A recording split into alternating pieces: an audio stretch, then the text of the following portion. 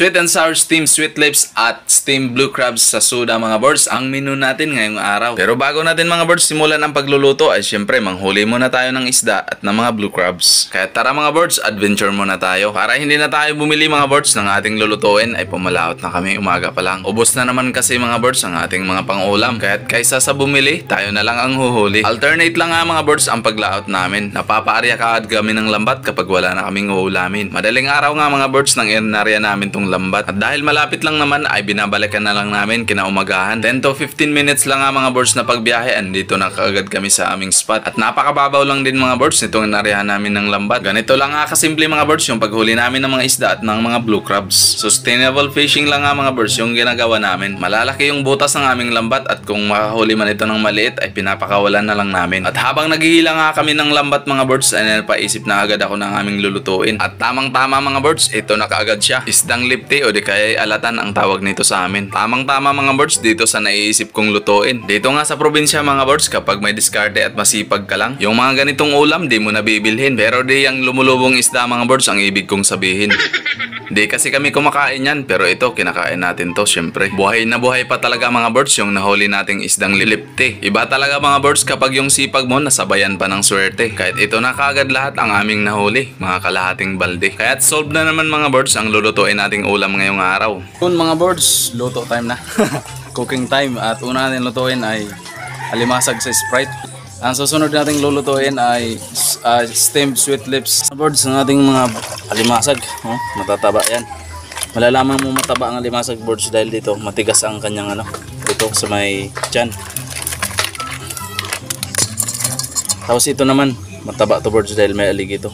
Kapag ito parang orange siya at matigas din. Yan. Isang kalderong blue crabs mga birds ang lulutuin natin ngayon sa soda. Soda yung ilalagay natin para manamis-namis yung kanyang lasa. At habang niluluto natin tong blue crabs ay maglilinis muna tayo nitong isda na lulutuin natin. Sobrang sariwa pa niyan mga birds, namumula pa yung kanyang hasang. Ito yung advantage mga birds kapag tayo mismo ang nanghuli ng ating mga pang-ulam. Kung usapang ulam lang naman dito sa probinsya mga birds ay kayang-kaya natin gawa ng paraan yan. At pagdating sa mga gulay ay nagtatanim din tayo niyan. Di na talaga natin kailangan pang bumili kapag kaya naman natin gawa ng paraan. Sipag at tiyaga lang talaga mga birds ang puhunan, bonus na lang yung kagapuhan. Just to make the short story long mga birds.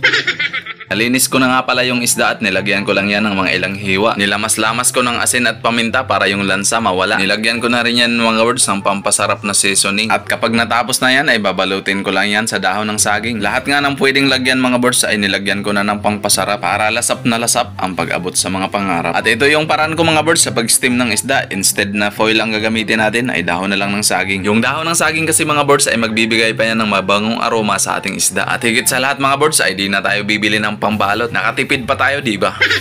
Pagkatapos ko ng balutin yan mga birds ay tinalian ko pa yan ng maigi, baka makawala pa.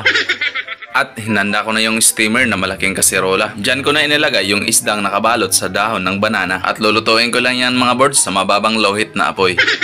At habang ini-steam ko yung isda mga birds ay nagayat lang ako nitong carrots at iba pang sangkap. Prepare lang ako dyan mga birds ng luya, bawang, sili, sibuyas, carrots at ektong cornstarch. Umabot na mga birds sa 10 to 15 minutes na pag-steam itong ating isda. At hinayaan ko lang nga muna yan habang ako ay nagigisa naman itong mga sangkap. Gagawa nga akong mga birds ng sarsa nitong ating sweet and sour na sweet lips. Alam nyo ba mga birds na kapag in-steam lang natin yung isda ay marami tayong natipid? Unang-una mga birds ay di na natin kailangan bumili ng foil para pangbalot sa isda. At pangalawa, hindi na tayo gumastos ng pambili ng mantika. Yan ang dapat natin gawin mga birds sa ating pagluluto ng ulam. Tipid na, healthy pa. Doon pa lang mga birds, panalo na tayo. Para sa inyo mga birds, pasado na ba itong ginagawa ko? Comment nyo naman at sabihin nyo na rin kung saang lugar kayo para malaman ko kung saan nakaabot itong aking video. Paluto na nga mga birds itong aking ginagawang sarsa. Naglagay lang ako dyan ng kaunting asukal, suka at saka iba pa. Di ko na lang sasabihin lahat, kitang-kita nyo naman diba? Nang maluto ko nga mga birds ang sarsa ay binuksan ko na yung steam natin na isda sa kaserola. Binuksan ko na rin yung nakabalot na dahon ng banana at ang resulta, ito na siya. Tamang-tama lang talaga mga birds ang pagka-steam natin sa isda. Iba talaga mga birds yung nagagawa sa atin ng vlog. Alam nyo bang ito yung kauna-unahang pagkakataon na nagluto ako nitong sweet and sour. Dahil nga nagbablog tayo mga birds ay kailangan natin ipakita kung anong mga skills na meron tayo. May mga bagay na di natin kayang gawin noon pero nang nag-vlog na tayo, kayang-kaya na natin gawin ngayon. Parang gumagawa ka ng sarili mong pelikula. Marami ka kang na-unlock na mga skills tulad ng videographer, director at ikaw pa yung bida. At tulad nito mga birds, nagiging chef cook ka pa sa sarili mong kusina. At presenting mga birds, ito na nga pala ang ating ulam for today's video.